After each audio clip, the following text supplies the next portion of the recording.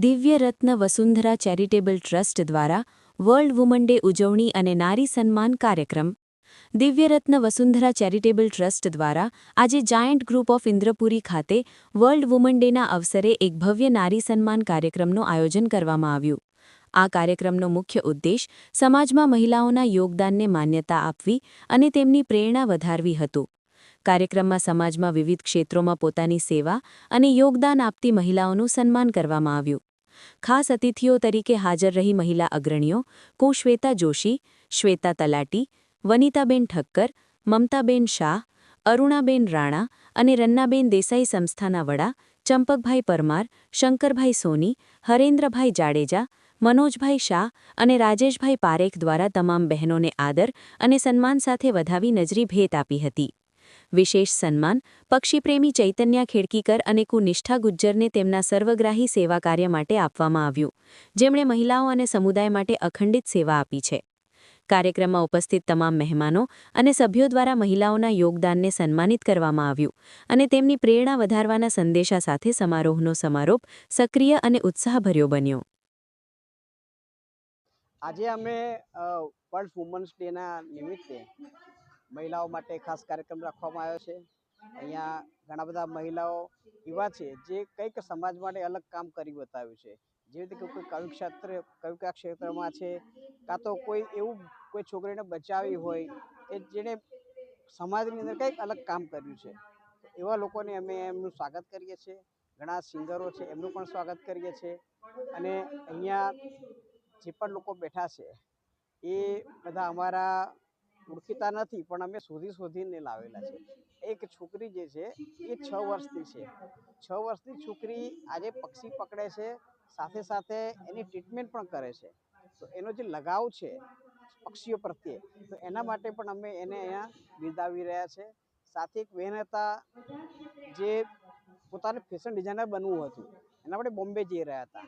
અચાનક એક દીકરી પડી જવાની હતી, એને ધક્કો મારીને એને અંદર મૂકી દીધી અને એ પોતે નીચે પડી ગયા. એમનો આ શોલ્ડર ઉડી ગયો છે. એ બેન પણ અહીંયા અત્યારે હાજર છે. તો આવા જે બહેનો છે એ લોકોનો વિશેષ અમે અહીંયા સન્માન કરી રહ્યા છે.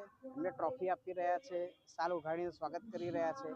અને એ લોકોને એક મંચ આપીએ છીએ કે જે કોઈ પણ પોતાની પ્રવૃત્તિ કરી શકતા હોય, સંગીત ક્ષેત્રે છે કે પછી કોઈ ડાન્સ ક્ષેત્રે છે, તો અહીંયા એ લોકોને અમે એનું મુકામ આપીએ છીએ, સ્ટેજ આપીએ છીએ. હાજી, આપનો પરિચય? હા, મારું નામ ચંપક પરમાર છે, દિવ્ય રત્ન વસુંધરા ચેરિટેબલ ટ્રસ્ટ સંસ્થાપક. એકચ્યુઅલી આજે આંતરરાષ્ટ્રીય મહિલા દિવસ છે. અહીંયા દિવ્ય રત્ન વસુંધરા ચેરિટેબલ ટ્રસ્ટ દ્વારા મહિલાઓનું સન્માન કરવા માટેનો પ્રોગ્રામ રાખેલ છે.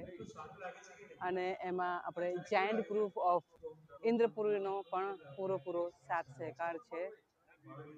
જે આગળ પડતી મહિલાઓ છે, જે મહિલાઓ માટે કંઈક કરે છે, એવી અનેક મહિલાઓનું અમે આજે અહીંયા સ્વાગત કરવાના છીએ.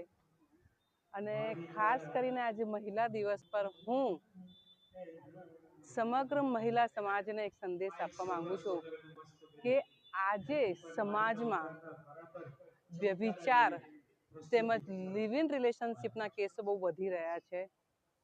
તો હું એ લોકોને સંદેશ આપીશ કે ખરેખર આ વ્યભિચાર સમાજને પતનની તરફ લઈ જઈ રહ્યો છે.